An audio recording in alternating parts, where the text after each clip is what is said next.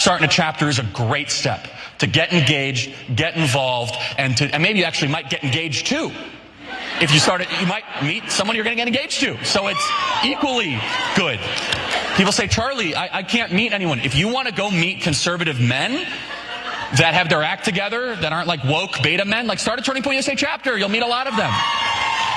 Guarantee it. In a world where men, unfortunately, are oversaturated to be able to get whatever they want, whenever they want it, have the self-discipline to all of a sudden be like, well, if you want me, then you're going to have to get your act together. Because you think about it, it's the opposite, right?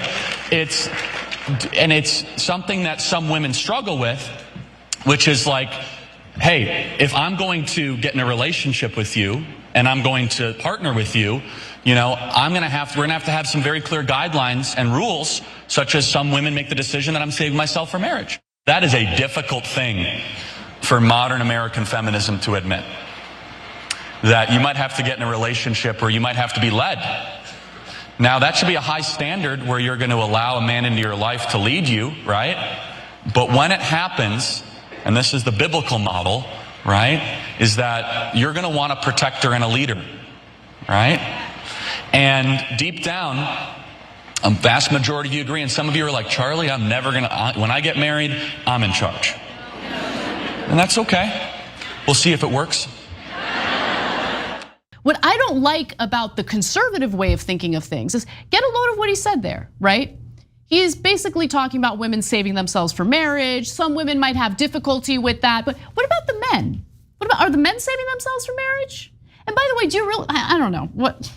I don't really want to, I'm not interested in marrying a virgin, right? Some people might be. But like, what's up with the weird, perverted fantasy of marrying a virgin? Yeah. That's old school, and I never understood it, even when it wasn't old school, right? Okay, she's never been with anyone else. So what, she won't know how bad you are? Yeah, exactly, exactly. Single women are breaking for Democrats by 30 points.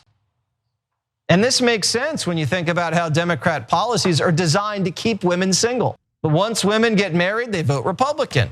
Married women, married men go for Republicans by double digits.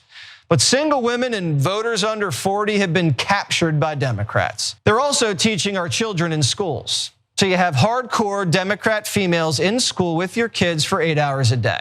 We've seen the videos. We've showed you what they teach in those classrooms too. So there's a brainwashing pipeline that runs through women and children, and it's starting to show up on election day. So we need these ladies to get married.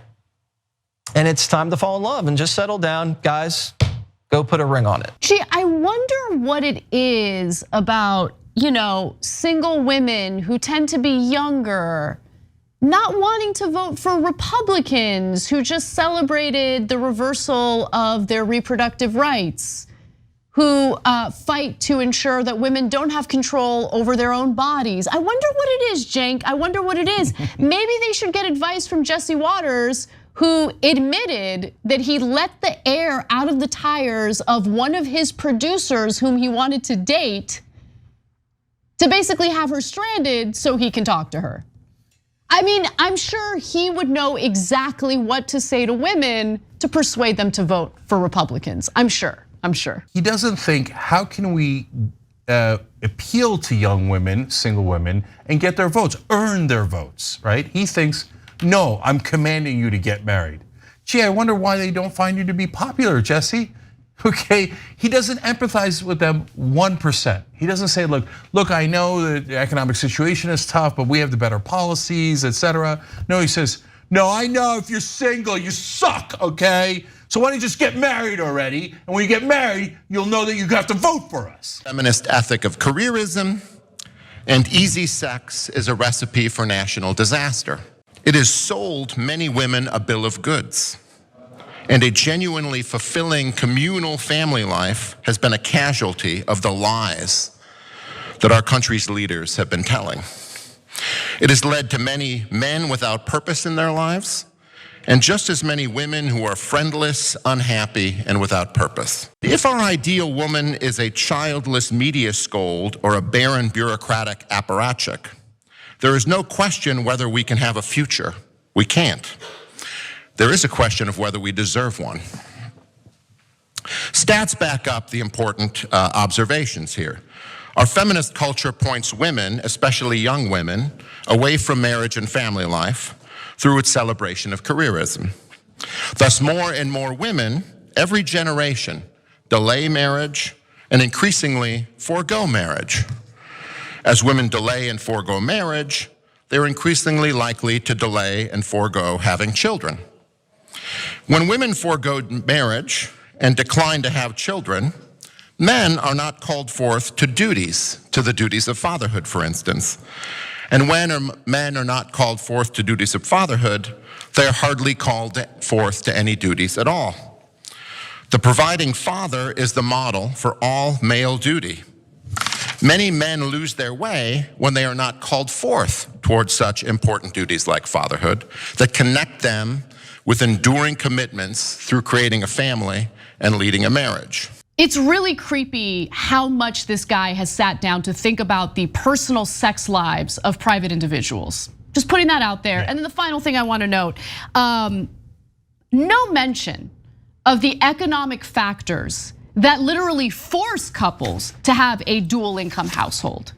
Because I would love for him to address the fact that we have no mandatory paid family leave. Okay, we have no social safety net, no support for new families. And he acts as if like, oh, therefore all these people are foregoing marriage and having children. I'm sure there are plenty of people who would like to have children, okay, who have really considered having children. But you sit down, you think about the economics of it, and it doesn't make any sense. There's no childcare in America. The cost of childcare is astronomical. You cannot make ends meet with a single income household unless you have one person working in finance or something, making a ton of money. I mean, no mention about the economic factors. All this is I don't like what's happening to our culture and I want women to stay home because men are, in my mind, incredible losers who have nothing better to do unless they have kids to take care of. That's what he's saying.